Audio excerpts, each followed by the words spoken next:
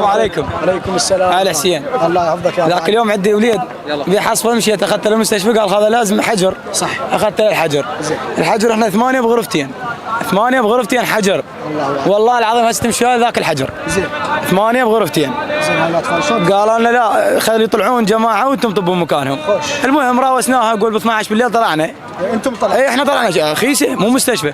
كيف ياكل العباس كله سندويتش زين سندويتش سريع الاستيعاب مو صحيح؟ تخلي طفلك ما تعرفه بس يقب.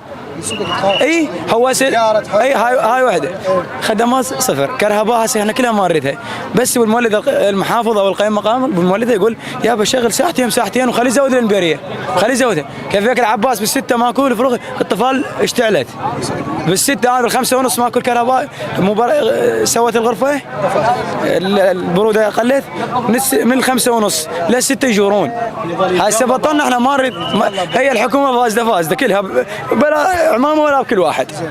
خلي بس المولده خلي يقول لهم يابا شغلوا ساعتين اي شغلوا وزودوا الانبيريه 24 اي وزودوا الانبيريه يقول لك زود عم المواطن يدفع بس خلي يزود الانبيريه يعطيكم اياها انبيريه قليله ما تشغل شيء. هسه عم وياك نزود انبيريه بس خلي يشغل 24 ساعه خلي يشغل 24 ساعه بس مجرد هذا. انت شنو شغلك؟ انا خباز. يعني انت على هذا الوضع يعني؟ ايه على هذا الوضع على هذا كله عم انا اعطيهم فلوس مستعد اعطيهم بس عم والله العظيم ملينا ابسط شيء حقوقنا الكهرباء.